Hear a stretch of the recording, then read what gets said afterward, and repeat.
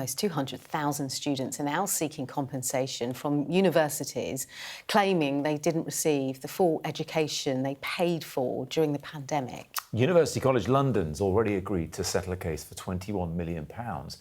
But that has sparked thousands more claims against dozens of other institutions. Well, we're joined now by Asal Reyhanian from Asserson Law Offices, one of the firms actually involved in the successful class action against UCL. Thanks so much for your time today. Just lay out the core argument, rather.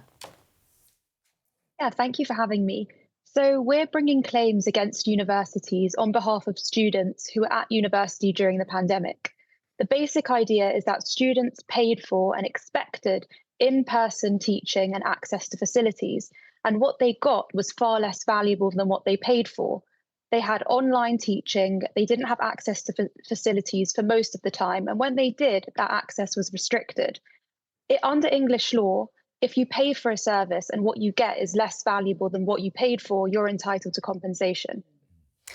Asal, you know, the universities, they'll say this, won't they? They will say that that time was unprecedented. Your response potentially would be that's not a sufficient enough defence?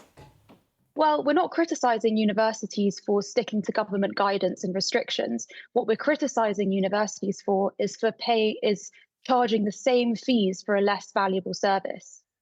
You know, though, that universities are pretty hard up right now. There's a lot of them are running a deficit, and they're going to have to potentially cough up for this now. So where does it leave them and future students?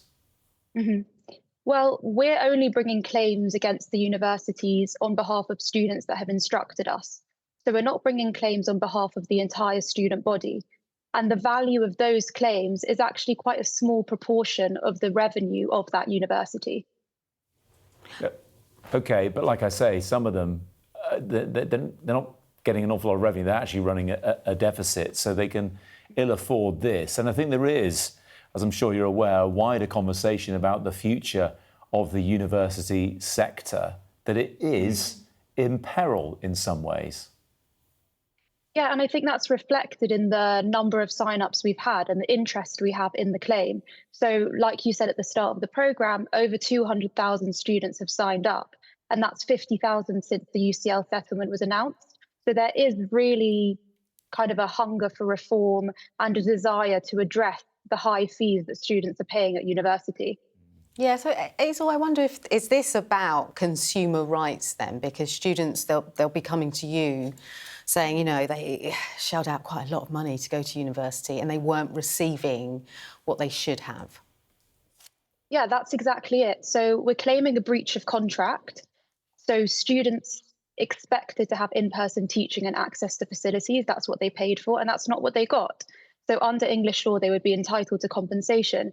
It's like if you would pay for a 5-star holiday and you got a 1-star holiday, you're entitled to compensation. Yeah.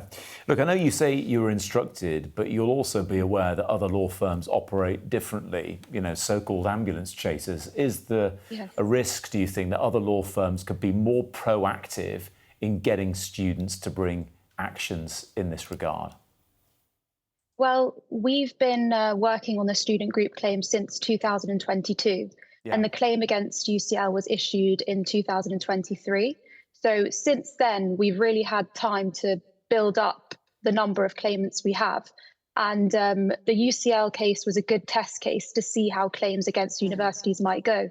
So I think we're quite confident in our ability to bring these claims and to get compensation for students in the same way we got compensation for UCL students. Sure, but what I'm asking is, other law firms may see an opportunity here and try to repeat the trick. Do you think that's in some ways a risk?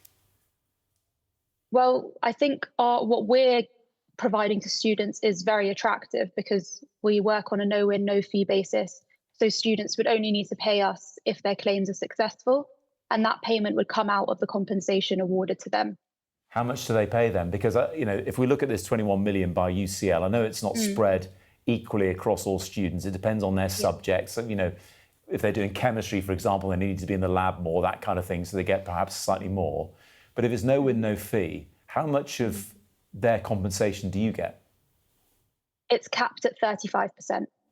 But that's quite a chunk, isn't it? That's quite a chunk. If you spread that 21 million across all those students at UCL, I think it averages out around about £3,500. So you're getting about £1,000 of that per student. So your law firm's done well out of this. Yeah, we work together with another law firm. It's Harkers Parker, and we've been working on the UCL. We were working on the UCL claim, as I said, since 2023 when the claim form was issued. So a lot of work has gone into this claim, and I just wanted to touch on the kind of the distribution that you spoke about. So not only is it the practical courses versus the classroom-based courses, but it's also the fee that students paid. So a home student would have paid around 50% less than an overseas student would have paid. Yeah. Overseas students in particular pay very high fees to go to university.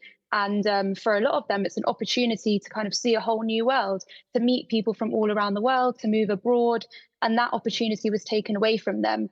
Most people were just stuck at home staring at a screen, but they still had to pay very high fees. And often it was their parents who were paying the fees. And so it was a lot of people were very let down. Millions can certainly empathise with being stuck at home staring at a screen. Doesn't feel that long ago, does it? Asal Reyhanian, appreciate you shining a light on this situation and talking to us about it. Thank you. Thank you so much.